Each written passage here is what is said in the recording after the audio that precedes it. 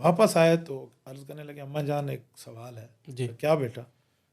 کہ یہ 2 باتیں آپ نے مجھے کیوں کی؟ ایک تو میں اس کے ہاتھ میں نہ دوں، دوسرا اس کو دعا کا بھی نہ کہوں. چلو ہاتھ میں نہ دینا تو سمجھ آتا ہے کہ شاید وہ گلٹی فیل کریں کہ یار میں زکوٰۃ لینے والا ہوں، مجھے زکوٰۃ کہہ کر دی جا رہی ہے. یہ تو مجھے سمجھ آ گیا. ایسی بات ہے، فرمایا ایسی بات. کہ اگلی بات جو آپ نے کہا کہ مجھے انہیں دعا کا نہ کہنا، یہ کیوں ہے؟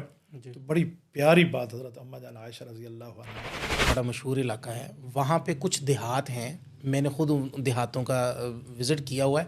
وہاں پر لوگ زکوٰۃ امام مسجد صاحب کو تنخواہ کے اندر دیتے ہیں کہ یہ تنخواہ جو دے رہے ہیں آپ کو یہ زکوٰۃ کے مد سے دے رہے ہیں. دوسری بات یہ جو آپ نے کہا کہ اپنے آپ کو فقہ جعفریہ شو کر لیں، جی. تو یہ ذرا اپنی فقہ جعفریہ شو کرتے وقت یہ بھی سوچ لیں کہ یہ پرچہ آپ کا قبر میں بھی پیش ہو جائے گا کہ تسی اتھے او لکھ کے دیتا. اچھا، ہمارے ہاں نا پنجاب کے اندر عمومی طور پر خواتین اس مسئلے سے جو ہے نا وہ خبر نہیں ان کو، وہ باخبر ہیں کہ وہ سمجھتی ہیں کہ زکوٰۃ گھر کے اندر میرے پاس جتنا مرضی سونا ہے میرے ابا نے زکوٰۃ دینی ہے. مجھ سے ایک شخص نے ایک دن پوچھا جمعہ نماز کے بعد، میں نے زکوٰۃ کے حوالے سے جمعہ نماز پڑھا جی. بیان کیا، تو بیان کر اس نے مجھے پوچھا کہ مولانا ہمارے ایک پڑوسی ہیں 20,000 روپے ماہانہ کما لیتے ہیں، ان کا ایک بچہ بھی ہے، جی. تو ان کو میں زکوٰۃ دے سکتا ہوں؟ یا اس کے پاس خاص مقدار کا سونا ہو جسے کہتے ہیں 7.5 تولہ، جی. خاص مقدار کی چاندی ہو جسے کہتے ہیں 52.5 تولہ، یا اس کے پاس اتنا ہی مال ہو جو ان میں سے کسی ایک کو پہنچ جائے. جی.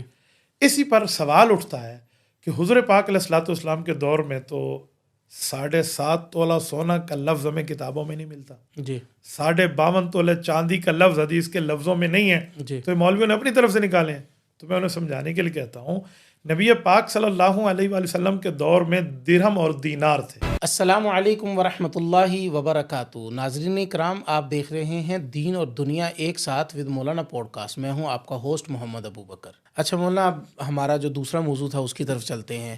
سب سے پہلا سوال یہ ہے کہ زکوٰۃ کیا ہے؟ خذ من اموالہم صدقہ، قرآن کریم نے زکوٰۃ کے بارے میں یہ بنیاد بتائی ہے. جی. اقیموا الصلاۃ وآتوا الزکاۃ دی ہے. زکوٰۃ کا لفظی معنی ہے پاکیزگی، تو طہرہم. قرآن کہتا ہے جب یہ مال دیں گے، اس مال سے زکوٰۃ نکالیں گے تو ان کا مال پاک ہو جائے گا. تو زکوٰۃ ہے اپنے مال کو پاک کرنا. اسی پر ایک جملہ کہوں آپ سے ناظرین، شاید اس کلپ کے اپلوڈ ہونے کے بعد پوچھیں کہ ہم تو حلال مال کماتے ہیں، خون پسینے کی کمائی ہے، اس کو کیوں پاک کریں؟ وہ تو ہے ہی پاک. جی.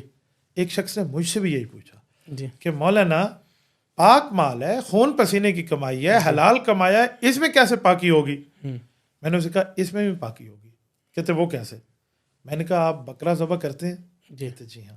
میں نے کہا حلال ہے حرام ہے؟ کہتے حلال ہے. میں نے کہا سارا بکرا؟ کہتے سارا بکرا. میں نے کہا سوچ لیں. کہتے نہیں اس کے اندر وہ گوبر ہوتی ہے، وہ اوجری نکال کے ایک طرف، حرام مغز فلاں فلاں. تو میں نے کہا اس میں بھی بہت سی چیزیں ہیں نا، 7 چیزیں حدیث میں کھانے کا منع ہے. کہتے ہاں. میں نے کہا کیوں نکالتے؟ کچھ حرام ہے کچھ مکروہ ہے. میں نے کہا تو حلال تھا، مکروہ حرام کہاں سے آ گیا؟ کہتے کچھ چیزیں سائڈ پہ کریں گے. میں نے کہا خون پسینے سے کمایا ہوا مال بھی آپ کا پاک ہے، لیکن کچھ حصہ غریبوں کا سائڈ پہ کریں گے. سائڈ پہ کریں گے. جزاک اللہ. اچھا، زکوٰۃ کس پر واجب ہے؟ زکوٰۃ اور نماز کا ایک فرق ہے. جی. نماز ہر مسلمان پہ واجب ہے، بالکل ایسے. زکوٰۃ ہر مسلمان پہ واجب نہیں ہے. جی. زکوٰۃ صاحب نصاب پر واجب ہے. اب صاحب نصاب کسے کہتے ہیں؟ جی. ایک لفظ میں جواب دیں تو مالدار مسلمان. اب مالدار کی کوئی لمیٹیشن بھی ہوگی. جی. جی. جی. مالدار کے کوئی حدود بھی ہیں. جی. تو مالدار کے حدود شریعت نے 3 چیزیں سمجھا دی ہیں. یا اس کے پاس خاص مقدار کا سونا ہو جسے کہتے ہیں 7.5 تولہ، جی. خاص مقدار کی چاندی ہو جسے کہتے ہیں 52.5 تولہ، یا اس کے پاس اتنا ہی مال ہو جو ان میں سے کسی ایک کو پہنچ جائے. جی. اسی پر سوال اٹھتا ہے کہ حضور پاک علیہ الصلوۃ والسلام کے دور میں تو 7.5 تولہ سونا کا لفظ ہمیں کتابوں میں نہیں ملتا، جی. 52.5 تولہ چاندی کا لفظ حدیث کے لفظوں میں نہیں ہے، جی. تو مولویوں نے اپنی طرف سے نکالے ہیں. تو میں انہیں سمجھانے کے لیے کہتا ہوں نبی پاک صلی اللہ علیہ وآلہ وسلم کے دور میں درہم اور دینار تھے. بالکل ایسے. تو حضور کے دور میں جس کے پاس 20 دینار ہوتے سونے کے تو اس کے اوپر زکوٰۃ فرض ہوتی. جی. اسی طرح جس کے پاس 200 درہم ہوتے چاندی کے، درہم چاندی کے ہوتے تھے، اس پر زکوٰۃ فرض ہوتی. تو اس وقت 20 دینار سونے کی مالیت کو تولیں تو 7.5 تولہ بنتا ہے. جی. اور 200 درہم کا معیار کریں تو 52.5 تولہ چاندی بنتی ہے. جس بندے کے پاس یہ ہو اس بندے کے اوپر زکوٰۃ فرض ہو جاتی ہے سال میں ایک مرتبہ دینا. اچھا مفتی صاحب یہ بتائیں کہ زکوٰۃ جب انسان پر واجب ہو جاتی ہے تو وہ زکوٰۃ کو کب ادا کرے؟ زکوٰۃ کے ادا کرنے کا وقت ہے حولان حول، سال اس کے اوپر پورا ہو جائے. جی اس کی میں مثال تھوڑی سی سب تفصیل میں سمجھا دیتا ہوں. وہ بندہ زکوٰۃ ادا کرنے کے لیے پورے سال میں کوئی ایک دن مقرر کر لے. ہمارے ہاں غلطی ہے، لوگ مہینہ مقرر کرتے ہیں. جی زکوٰۃ کا مہینہ نہیں ہے، زکوٰۃ کا دن مقرر کریں. جی اسلامی سال کے حساب سے کوئی ایک دن، کوئی سا دن آپ رکھ لیں، مخصوص کوئی ڈیز نہیں ہے. میں مثال دے رہا ہوں، ہم نے 15 رمضان المبارک کو زکوٰۃ ادا کرنی ہے. ٹھیک ہے. تو 15 رمضان المبارک کے دن جتنے مال کا میں مالک ہوں اس سال اس کی زکوٰۃ دے دوں گا. مثلاً پچھلے سال 15 رمضان المبارک کے میرے پاس تھے 10 لاکھ، ٹھیک ہے. 10 لاکھ کی زکوٰۃ دی. اس وقت میرے پاس ہے 5 لاکھ، جی تو میں 5 لاکھ کی زکوٰۃ دوں گا. صحیح ہے. یہ نہیں کہوں گا کہ 1 لاکھ روپے تو مجھے رات ملے ہیں، جی 50,000 تو مجھے پرسوں ملے ہیں، اس پر تو سال پورا نہیں ہوا. جی مجموعی ترتیب کا اعتبار ہوتا ہے. جی چاہے ایک دن پہلے ملے، ایک سال پہلے ملے، ایک گھنٹہ پہلے ملے، زکوٰۃ کے دن تک جس مال کے آپ مالک ہیں اس کے اوپر زکوٰۃ آ گئی. اور اگر آپ نے زکوٰۃ دے دی، وہ دن گزر گیا زکوٰۃ کا، دوسرے دن آپ کو 10 کروڑ بھی مل گیا تو اس کی زکوٰۃ کے حساب اگلے سال کریں گے، اس سال نہیں ہوگا. اس سال نہیں ہوگا. ٹھیک ہو گیا. اچھا مولانا، یہ جو زکوٰۃ جب واجب ہو جاتی ہے تو زکوٰۃ جب ہم دیتے ہیں تو کن کو زکوٰۃ دیں ہم؟ زکوٰۃ دینے کے لیے مستحق ڈھونڈنا پڑتا ہے. جی قرآن کریم نے مستحقین کے بارے میں بات کی ہے. مستحق کون ہے؟ ایک ہی لفظ میں جواب ہو کہ جو زکوٰۃ دینے کا اہل نہ ہو. جو معیار میں نے بتایا نا کہ اتنا مال اس کے پاس ہو.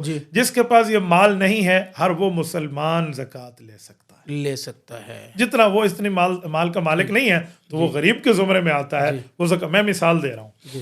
مجھ سے ایک شخص نے ایک دن پوچھا جمعہ نماز کے بعد، میں نے زکوٰۃ کے حوالے سے جمعہ نماز پڑھا ہے، بیان کیا، تو بیان کر اس نے مجھے پوچھا کہ مولانا ہمارے ایک پڑوسی ہیں 20,000 روپے ماہانہ کما لیتے ہیں، ان کا ایک بچہ بھی ہے، تو ان کو میں زکوٰۃ دے سکتا ہوں؟ میں نے کہا کہ ان کے پاس سونا چاندی ہے؟ انہوں نے کہا میں قریب سے اس کو جانتا ہوں، ان کے پاس کوئی سونا چاندی نہیں ہے، سیونگ بھی نہیں ہے، جو مہینے میں آتا ہے خرچ ہو جاتا ہے. میں نے کہا آپ 20,000 کہتے ہیں، وہ 20 لاکھ بھی کماتا ہے نا اور اسی مہینے خرچ ہو جاتا ہے، وہ جمع کر کے اس نے کوئی نہیں رکھا زکوٰۃ اور سونے کی شکل میں یا سیونگ کی شکل میں، اس پہ بھی زکوٰۃ لگتی ہے، اس پہ کیوں نہیں لگے گی؟ اچھا اللہ اکبر. میں حیران ہو گیا. میں نے کہا آیا اور لگ گیا، آیا اور لگ گیا، آیا اور لگ گیا. تو یہ تو کروڑوں روپے کمانے والا اگر اس طرح کر رہا ہو تب بھی اس پہ زکوٰۃ لگتی ہے، وہ لے سکتا ہے. تو ہر وہ بندہ جس نے سیونگ کر کے رکھا نہیں ہے اپنے پاس مال سونے اور چاندی کی شکل میں، سونا چاندی چاہے تجارت کے لیے ہو چاہے زیب و زینت کے لیے ہو، صحیح. آپ اپنی خوبصورتی اور بیوٹیفیکیشن کے لیے میری بہنیں اپنے پاس رکھ کے بیٹھی ہیں، اس پہ بھی زکوٰۃ ہے. اب کوئی پوچھے گا کہ میں نے اس کا کاروبار تو نہیں کر رہی، بھائی یہ اللہ کے رسول نے فرمایا ہے اور اس میں ہم نے یہ نہیں چلانا.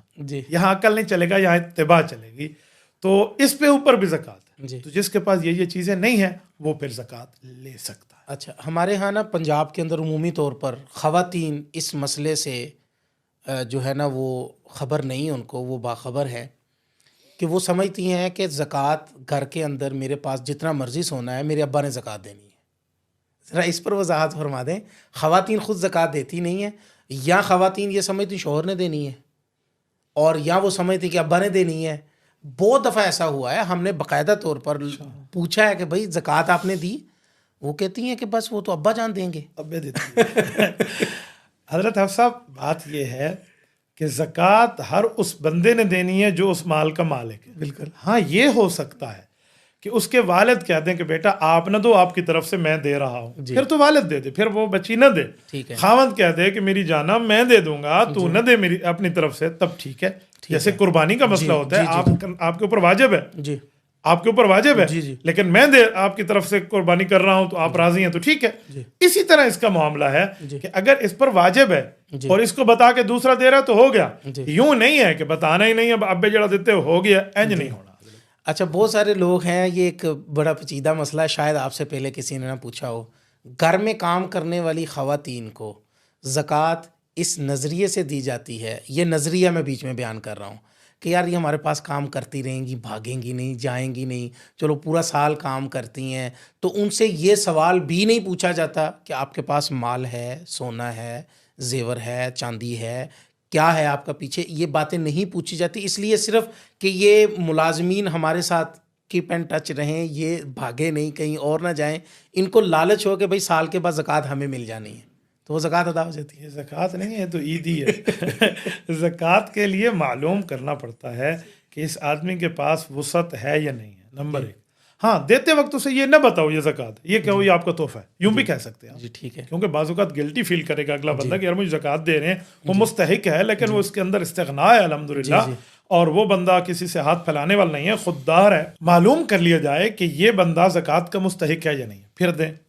اگر وہ بندہ گلٹی فیل کرتا ہے جی کہ جی میں زکوٰۃ لے رہا ہوں اور آپ کو پتہ ہے مستحق ہے, تو پھر اس کو زکوٰۃ کا نام نہ لیں. آپ کہیں بھائی آپ کے یہ آپ کا تحفہ ہے, آپ کا گفٹ ہے, آپ کے لیے ہدیہ ہے, جو بھی کہہ دیں, تو زکوٰۃ ادا ہو جائے گی. جی.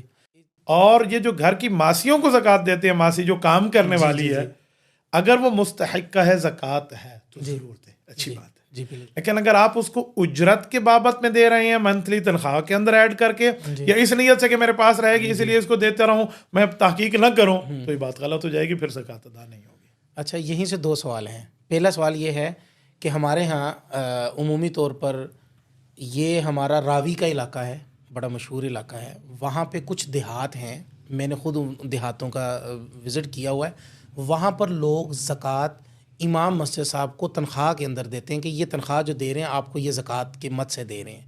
دی جا سکتی 100% غلط بات. زکوٰۃ کو آپ تنخواہ کی مد میں نہیں دے سکتے, زکوٰۃ کو آپ قرضے کی مد میں نہیں دے سکتے, زکوٰۃ کو آپ ٹیکس کی مد میں نہیں دے سکتے, زکوٰۃ کو آپ اجرت کی مد میں نہیں دے سکتے. اگر آپ نے دے دی, جتنی دے دی اتنی کی دوبارہ ادائیگی کرنا لازم ہو. اچھا, میں یہ پوچھنا چاہتا ہوں, سوال میرا یہ ہے کہ زکوٰۃ کا کتنا حصہ جو ہے وہ ادا کرنا چاہیے اپنے مال کا؟ زکوٰۃ جو ہے 40واں حصہ ہے. جی.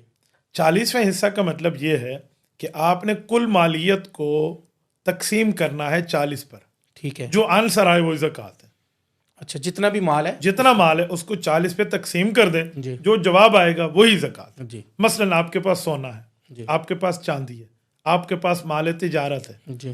آپ کے پاس وہ قرض لینے والا بندہ موجود ہے جس نے آپ کو قرض دینا ہے, جی. جو آپ نے لینا ہے وہ بھی آپ اس کی زکوٰۃ دیں گے. ان سب کو آپ اکٹھا کریں.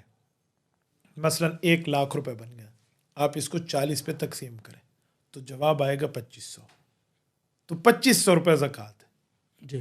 2500 زکوٰۃ ہے, 97,500 آپ کا ہے 1 لاکھ میں, اور پورے سال میں 1 مرتبہ. اللہ اکبر. اچھا, یہ بتائیں کہ جی یہ جو زکوٰۃ ادا کی جاتی ہے اس کے 2-3 طریقے ہیں زکوٰۃ ادا کرنے کے. ایک بڑا پیچیدہ مسئلہ ہے کہ اسی مسئلے کے اندر 2 چیزیں آپ کو دونوں کے اوپر روشنی ڈالنی ہے. ایک تو یکم رمضان المبارک کو پورے پاکستان میں بینکنگ کی چھٹی ہوتی ہے. وجہ چھٹی کی, وہ زکوٰۃ کاٹتے ہیں, بندے کے پیسے پڑے ہوتے ہیں. اب کچھ لوگوں نے ہم سے یہ بات سوال پوچھا کہ بھائی ہمارا اتنا پیسہ ہے کہ ہم بینک سے نکلوا کر اپنے گھروں میں نہیں رکھ سکتے, آپ بتائیں کہ بینک اگر ہماری زکوٰۃ کاٹ لیتا ہے تو کیا وہ زکوٰۃ ہماری ادا ہو جائے گی؟ ایک بات. لیکن اسی تناظر میں کچھ لوگوں نے جا کر وہاں پر, چونکہ آپ کو پتہ ہے فقہ حنفی کے اندر زکوٰۃ دینے کے طریقے آپ نے بیان کیے ہیں, لیکن ادھر ہمارے موجود ہیں فقہ جعفریہ والے. فقہ جعفریہ والوں کے ہاں زکوٰۃ نہیں ہے. وہ لوگ جا کے اسٹامپ پیپر دے دیتے ہیں کہ بھئی ہم تو فقہ جعفریہ کو ماننے والے اہل تشیع ہیں, تو وہ جا کے کہہ دیتے ہیں, اور اس تناظر میں ان کی زکوٰۃ نہیں کاٹی جاتی. اب ان دونوں مسئلوں کے اوپر آپ روشنی ڈالیے کہ کیا اگر بینک نے زکوٰۃ کاٹ لی ہے اور آپ کو کوئی پتہ نہیں بینک کہاں پہ خرچ کر رہا ہے, اگر بینک نے زکوٰۃ کاٹ لی ہے تو زکوٰۃ ادا ہو گئی.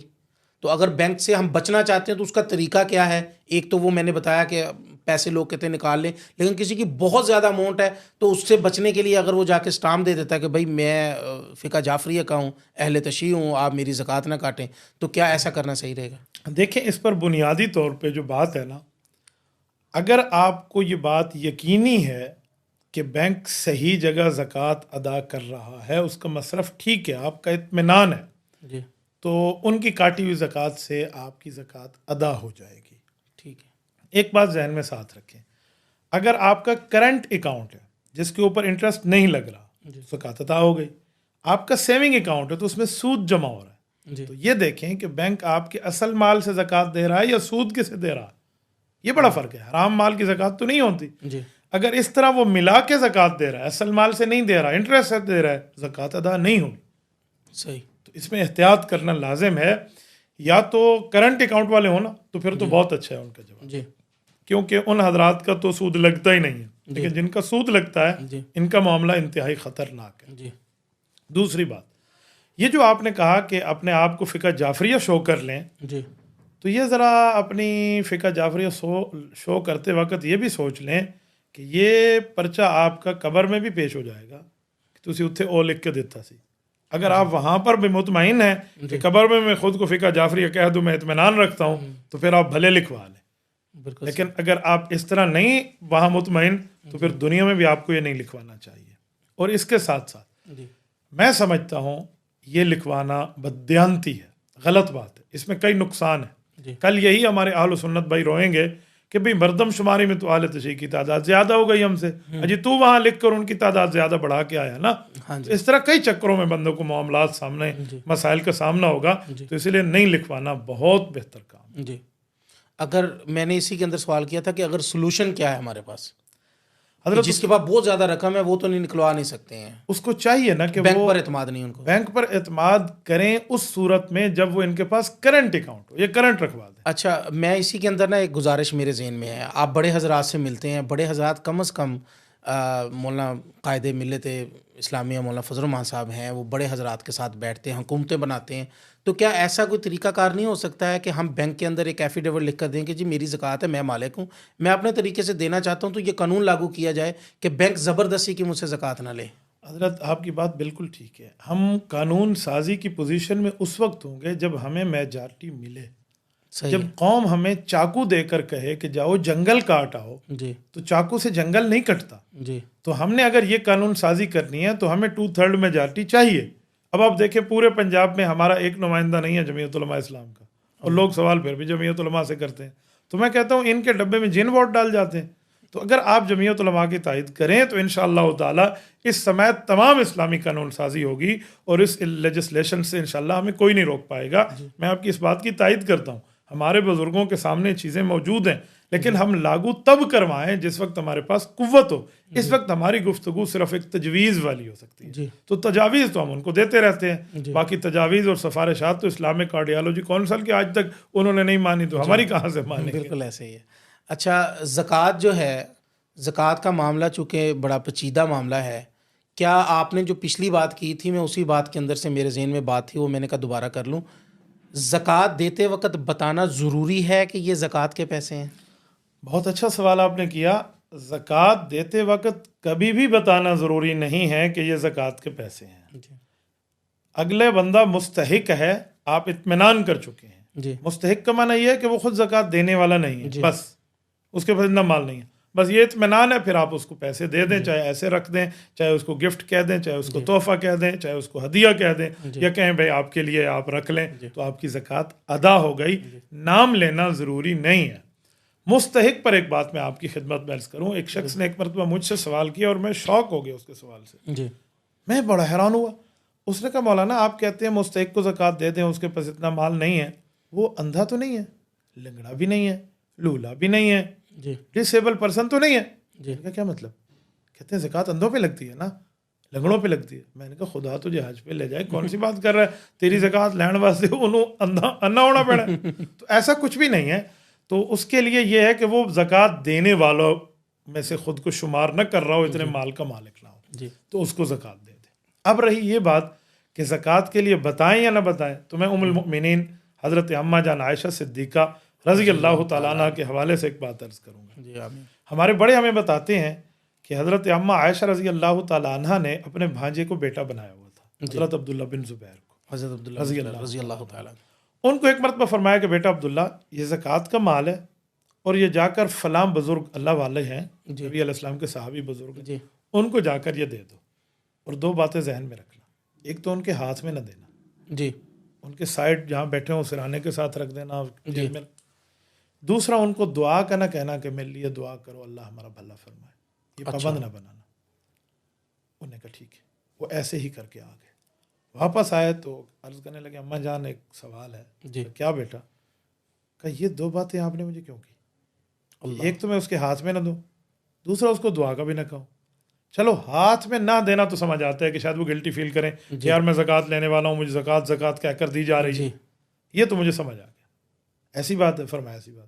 کہ اگلی بات جو آپ نے کہا کہ مجھے انہیں دعا کا نہ کہنا, یہ کیوں ہے؟ تو بڑی پیاری بات حضرت اماں جان عائشہ رضی اللہ عنہ نے فرمائی. اماں فرمانے لگی بیٹا دیکھو, ہم نے اس پہ کون سا احسان کیا کہ ہم اسے کہیں کہ اس کے بدلے میں دعا دے؟ ہم نے تو اس کو اس کا حق دیا ہے. بالکل ایسا. غریب تک اس کا حق دینا, اس کو احسان کرنا تو نہیں ہے. احسان تو اس کا ہے کہ جڑا وصول کر لے. بالکل ایسے. جس نے وصول کیا ہے اس کا احسان ہے کہ اس نے ہمارے مال کو وصول کر کے پاکیزہ کر دیا. تو اسی لیے جب ہم نے اس پہ حق نہیں دیا, احسان نہیں کیا, کوئی حق نہیں دھرا, تو ہمیں اس کو دعا کا پابند کرنے کا بھی حق نہیں ہے. اس کی مرضی, وہ دعا دے دے, اللہ بھلا کرے, میں اس کو پابند نہیں کروں گی. کتنی پیاری بات ہم نے فرما دی. آج یہ حال ہے, اگر کسی مدرسے میں یا کسی غریب کو کوئی سیٹھ بھائی آ کر زکوٰۃ دیتا ہے نا, تو 4 دن بعد وہ اپنی کانشس بھی لاگو کرنے کے لیے آ جاتا ہے. این کر دو, دیتے میں رہا. اور خدا کے بندے, تجھے ان کا تھینکفل ہونا چاہیے کہ ان لوگوں نے وصول کر کے تیرے مال کو پاک کیا, الٹا ان کا ابا جی بننے کا چکر نہ بناؤ. تھوڑا سا میرا درد بھی یہاں پر بیان کر دیں. آپ نے فرمایا کوئی دینے آ جائے, جی یہ تو بہت بڑی بات آپ نے فرما دی ہے. آپ یقین کریں کہ میرا دل روتا ہے, رمضان المبارک میں سیٹھ حضرات, علماء حضرات کو لائن میں لگاتے ہیں. اللہ اکبر. روزے کی حالت میں زکوٰۃ کا 500 روپے دینے کے لیے عالم دین داڑھی رکھ کر روزے کی حالت میں, ابھی تو یہ سردیاں آ گئی ہیں, موسم اچھا ہے, وگرنہ میں نے ان گناہ گار آنکھوں سے بچپن میں دیکھا ہے کہ علماء کو سوتر منڈی کے سیٹھوں نے روڈ کے اوپر 10 علماء لائن لگا کے کھڑے ہیں, کس لیے کہ جی یہاں سے 500 روپے زکوٰۃ کا ملتا ہے. آپ ان کے لیے بھی کچھ بیان کر دیں کہ وہ اپنا مال, اپنے مال کو دیتے وقت وہ جو ان کے اوپر واجب ہے, تو کیا یہ طریقہ اچھا ہے؟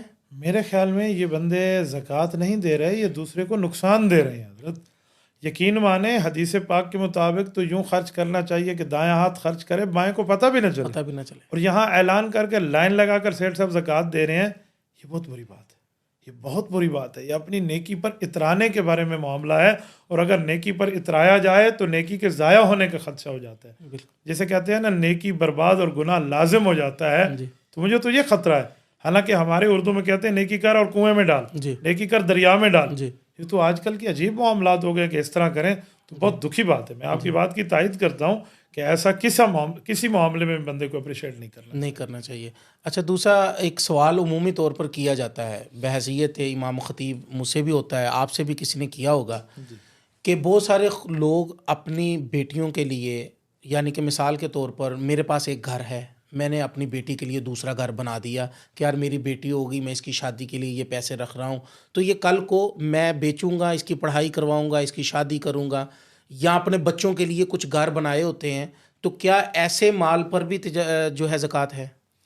دیکھیں, اس مال پر زکوٰۃ ہے جو مال بطور تجارت لگایا گیا ہو. ٹھیک ہے, میں نے گھر لیا ہے, ایک پلاٹ لیا ہے کہ میں اس پر گھر بناؤں گا, جی, وہ 1 کروڑ کا بھی کیوں نہ ہو, کوئی زکوٰۃ نہیں ہے. ٹھیک ہے. اور اگر میں نے پلاٹ اسی لیے لیا ہے کہ قیمتی ہو جائے گا پھر بیچوں گا, پھر دوسرا خریدوں گا, پھر قیمتی ہو جائے گا پھر بیچوں گا, تو اس پر زکوٰۃ ہے. جی, اس میں فرق ہے. دوسری بات, اپنی بیٹی کے لیے لے کے رکھ دیا کہ وہ یہاں اپنا گھر بنائے, بالکل ٹھیک ہے. یا اس کو بیٹ کے بیٹی کی شادی کر دوں گا تو بھی ٹھیک ہے, اس پر کوئی زکوٰۃ نہیں ہے. ٹھیک ہے. بیٹی کے لیے لوگ کچھ سامان لے کر بطور جہیز رکھ دیتے ہیں, جی, تو اس پر کوئی زکوٰۃ نہیں ہے جب تک وہ سونا چاندی کے زمرے میں نہ آ جائے. بجائے اس کے کہ اس کا جو مکان بنا کے رکھا, اس کا جو مال آ رہا ہے, اس کا کرایہ آ رہا ہے, پھر بھی اچھا, یہ بات اگر آپ نے اس کے لیے رکھ دیا ہے کہ بیٹی کے لیے یہ گھر ہوگا, لیکن آپ نے اس کو کرایہ پہ دے دیا, تو اس کی حاصل شدہ آمدنی پھر اس پہ زکوٰۃ آئے گی. اگر وہ زکوٰۃ کے مال کو پہنچ جائے تو پھر اس پہ زکوٰۃ آئے گی. اس کی مالیت پر زکوٰۃ نہیں ہوگی, اس کی حاصل شدہ آمدنی پر ہوگی. جی, فارمولا آپ نے بتا دیا. جی, اسی پر ایک مثال اور دوں آپ کو. ایک آدمی ٹرکوں کا کاروبار کرتا ہے, تو ٹرک کا کاروبار 2 طرح کا ہے. ایک یہ کہ اس پہ مال لوڈ کر کے لے جاتا ہے, اپنے ٹرک پر اتار آتا ہے, پک اینڈ ڈراپ کا ہے. دوسرا اس کا یہ ہے کہ یہ ٹرک بیچتا اور خریدتا ہے. اگر ٹرک بیچتا اور خریدتا ہے تو ٹرک کی مالیت پر زکوٰۃ ہے, جتنی اس کی کمرشل ویلیو ہے, اور اگر یہ اس سے کما رہا ہے تو حاصل شدہ آمدنی پر زکوٰۃ ہے، پھر ٹرک پر نہیں. ایسے رینٹ کار کا مسئلہ ہے. رینٹ کار والے جو ہیں وہ کاریں بیچتے اور خریدتے نہیں ہیں، کار کو کرائے پہ چلاتے ہیں، تو حاصل شدہ آمدنی پہ زکوٰۃ ہے. اور اگر کار والے شو روم والے بیچتے اور خریدتے ہیں تو ان کی کمرشل ویلیو پر زکوٰۃ ہے. جی بالکل ٹھیک ہے. اسی طرح یعنی کہ اس کے اندر ساری باتیں آ گئی ہیں کہ جتنا مرضی مال رکھا ہوا ہے، اگر اسی تناظر میں ایک آدمی ہے، اس نے ایک طرف آپ نے فرمایا کہ اس نے بیٹی کے لیے گھر رکھا ہوا ہے، لیکن اس کے پاس بیٹی کے لیے رکھا ہوا کچھ زیور ہے. زیور پر زکوٰۃ ہے.